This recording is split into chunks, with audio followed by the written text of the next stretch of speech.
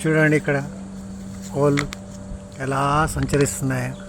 కోళ్ళు ఇగో ఈ చెట్టు పైన కూర్చుంది, చెట్టు పైన అదే ఎలా పరిగెత్తుతున్నాయి. అరే అబ్బా ఎంత కోళ్ళ గుంపు, అబ్బో ఇన్ని కోళ్ళ. బాయిలరు అబ్బా బాయిల్ కోళ్ళ మాదిరిగా. ఈ నాటుకోళ్ళకే ఎక్కువ ప్రాధాన్యత ఇస్తారు తినేవాళ్ళు, ఎందుకో మరి తెలియదు.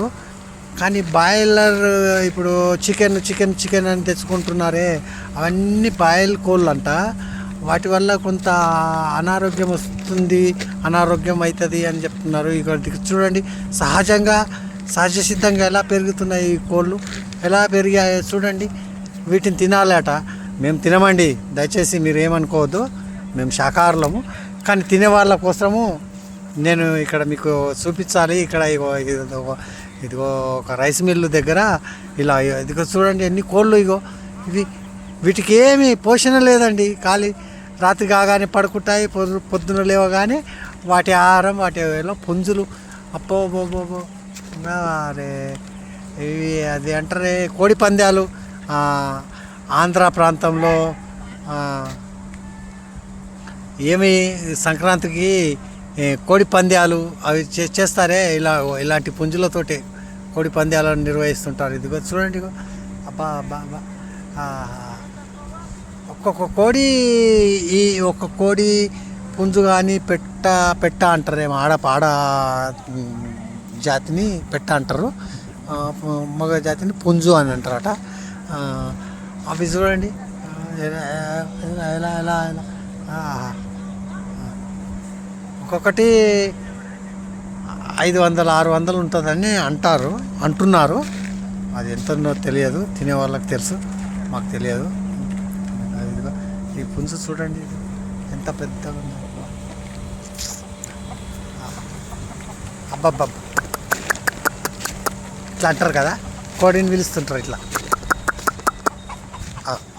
పుంజు కొత్తది అనిపిస్తుంది. అబ్బా సూపర్ ఇదిగా ఆహా. ఈ వీడియో మీకు నచ్చితే, మీరు నిజంగా శాకాహారులు మాంసాహారులు అయినా సరే మీకు ఇది నచ్చుతుంది ఖచ్చితంగా. అదిగో చెట్టు మీద జామ చెట్టు పైన ఆహా వాటెంబడి నేను పరిగెత్తుతున్నా. బాబా ఆహా చాలా చక్కగా ఉంది అమ్మ. ఆహా ఆ కుక్కరో కో అంటున్నది అక్కడ కోడి. పుంజే అంటుందట కుక్కరో కో అని. ఆడపెట్టలు కుక్కరు అంటాయంట. ఆడ కోళ్ళు కుక్కరు అని అంట. వాళ్ళు కుక్కు కుక్కరు